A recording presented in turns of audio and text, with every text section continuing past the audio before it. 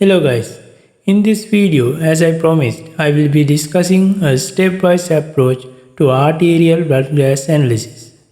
Before proceeding to the video, I assume you already know basic physiology regarding acid-base equilibrium of the human body.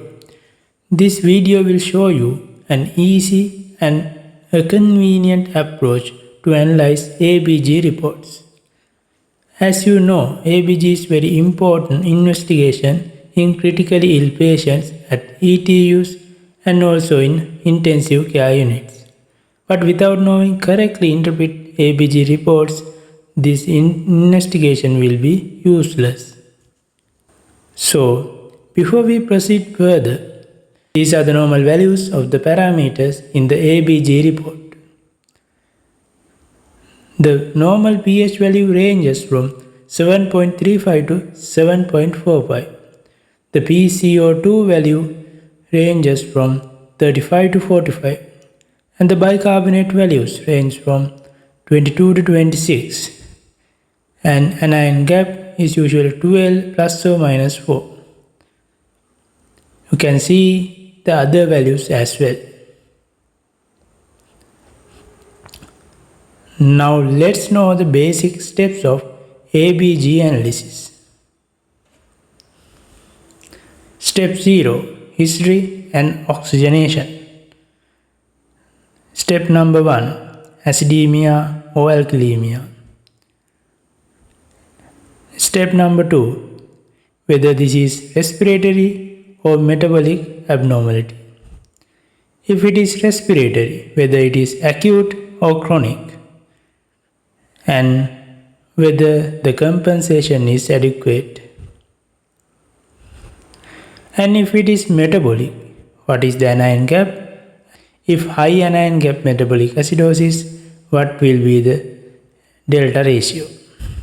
If you master these steps correctly, you will be able to read and interpret any ABG report in the future.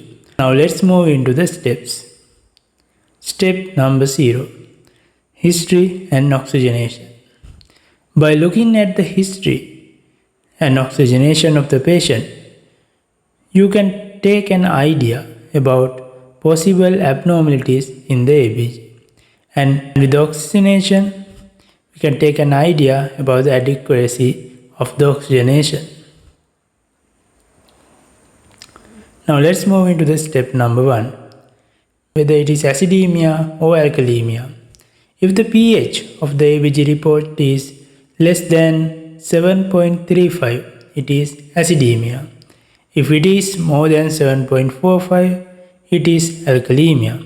But do not forget, an acid-base abnormality can be present even if the pH or the PaCO₂ values are normal.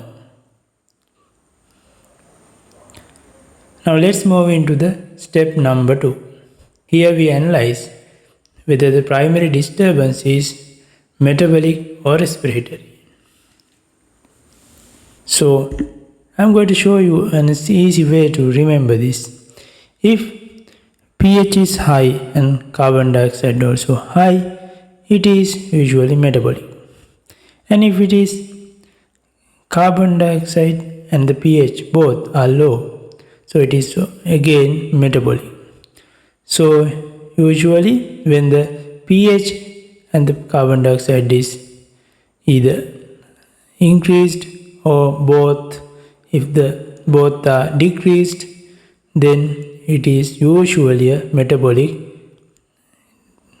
abnormality. So if the pH is low and the carbon dioxide is high, and if the pH is high and the carbon dioxide is low, then usually these are respiratory disturbances. So you can easily remember this.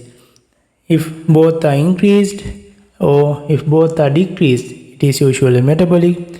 If one is decreased and one is increased, it is usually a respiratory disturbance.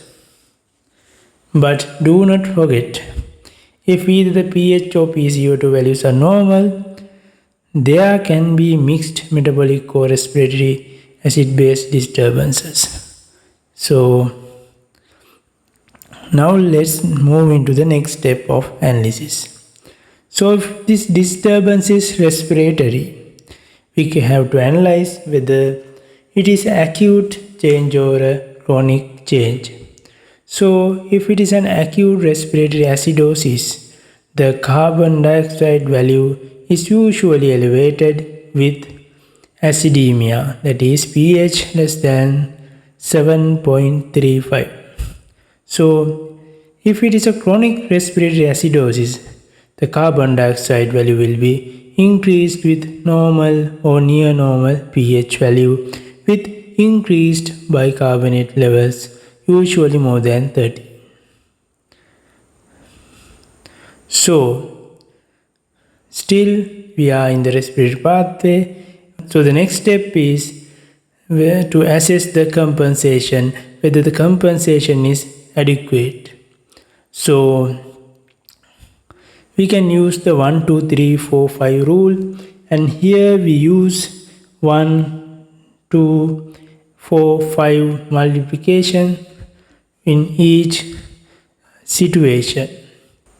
Here we calculate how much bicarbonate should change for a 10 mmHg change in carbon dioxide level.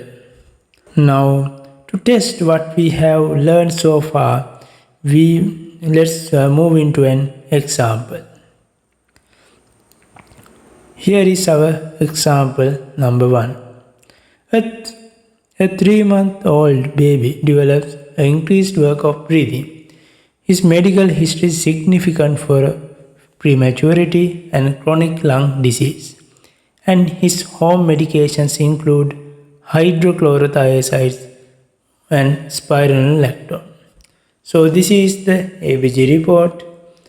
pH is 7.37, carbon dioxide 70 mm mercury, bicarbonate 37 milliequivalents per liter, sodium is 136 and chloride is 88 and the PaCO₂ is 89.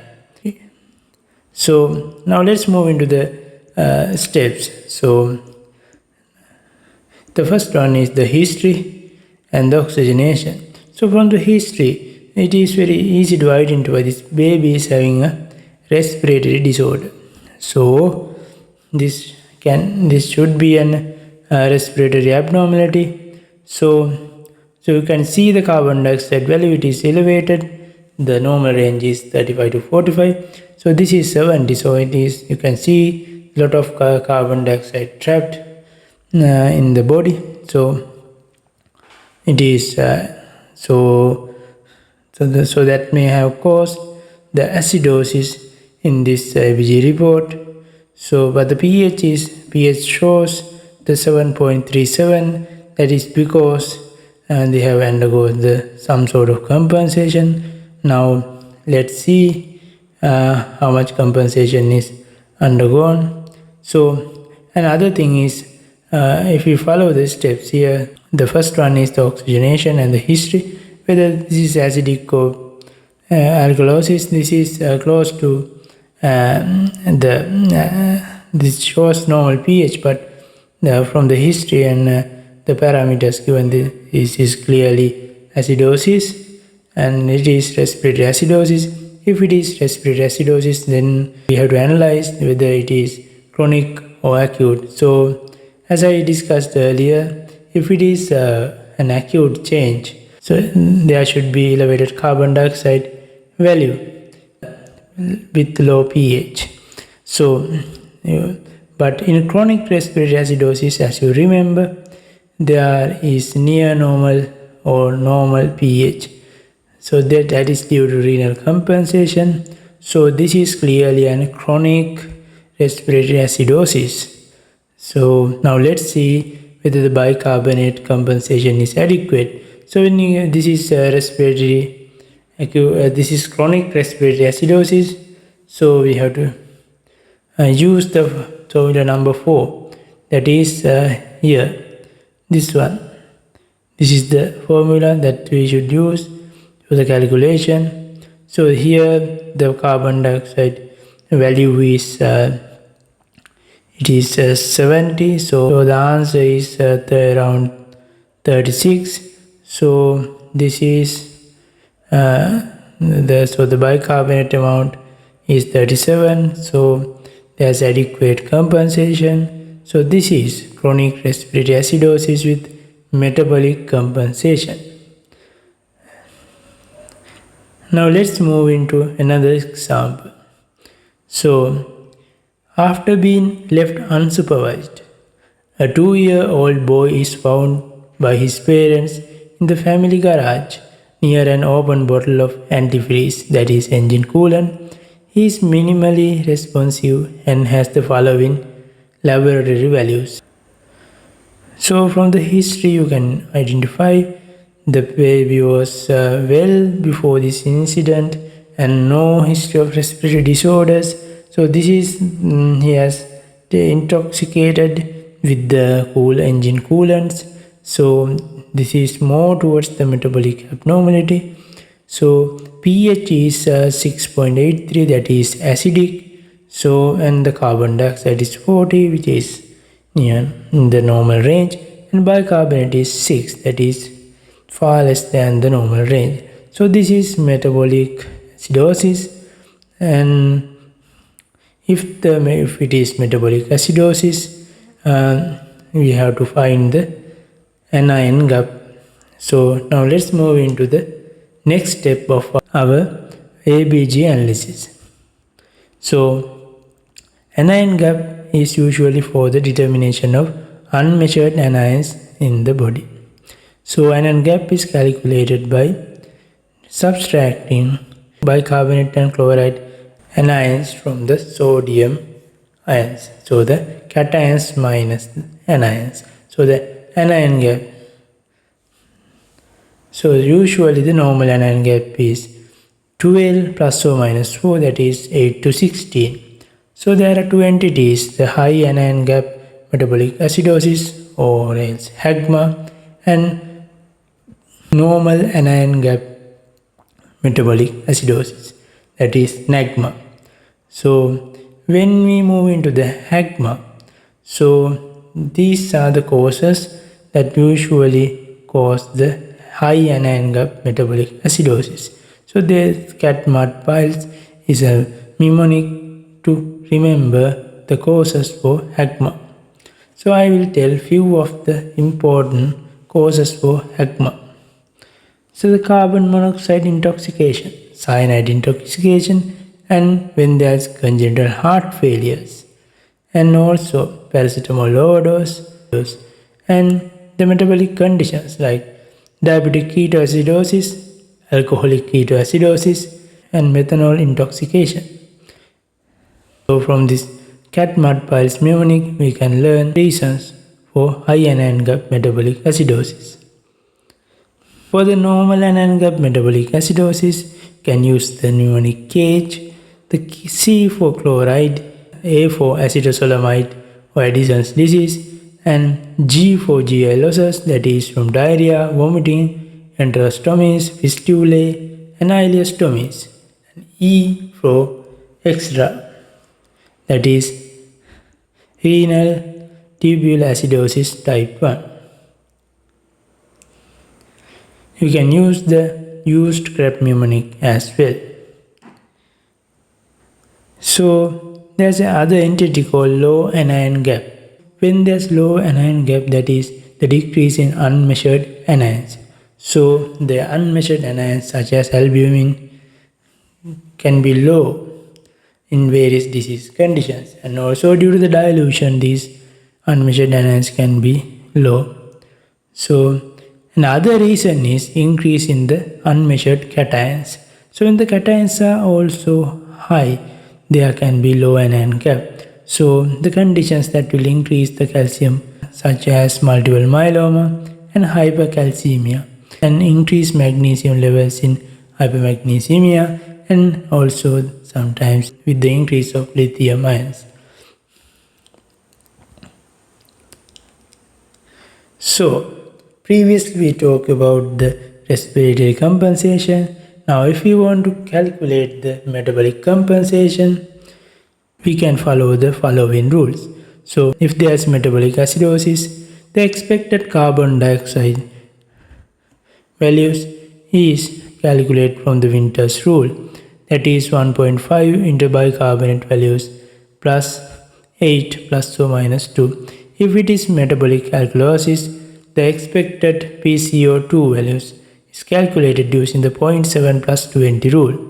So you can use these equations to calculate the adequacy of the metabolic compensation. So you always have to remember there is no overcompensation. So now let's move into the case number 2 that we were discussing. So we have to find the anion gap. So we have to minus sodium ion content from the chloride and bicarbonate. That is, anion gap is 30. So this is high anion gap metabolic acidosis, because the normal anion gap is from 8 to 16. This is 30, which is very high. So it is high anion gap metabolic acidosis, and in this case the child has taken the coolant, which is an intoxication. So this is an high anion gap metabolic acidosis. So there are other important indices also in the ABG analysis, such as lactate, smaller gap, delta ratio, and urinary anion gaps. So it is important to know when to consider these important indices. So in high anion gap metabolic acidosis, we can consider the lactate levels, delta ratio, and smaller gaps. And in normal anion gap metabolic acidosis, we can consider the urinary anion gap. So other important thing, so the lactate levels. So the lactate levels are also very important parameter in the ABG report. So when there is cell hypoxia, anaerobic metabolism takes over, resulting in lactate production, leading to lactic acidosis. So in critically ill patients, the normal lactate levels are considered when it is less than 2 millimoles per liter. So I'll be discussing all these later parameters in future videos. In the next video, we'll discuss more examples using the stepwise approach to the ABG. So I'll remember again the stepwise approach. First thing to notice is history and the oxygenation. Next, whether it is acidic or alkalosis, and whether it is respiratory or metabolic, and if it is respiratory, whether it is acute or chronic, and then the respiratory compensation using 1, 2, 3, 4, 5 rule. So, and if it is metabolic, what is the anion gap, whether it is high or low. So if it is high anion gap metabolic acidosis, we have to know the delta ratio. I'll be discussing on another video about the delta ratio as well. So in the next video, we'll be discussing on more examples of ABG analysis. So, and any questions you can ask from the comment section. So thank you very much for joining me in this short video about the stepwise approach to ABG analysis. So thank you very much again.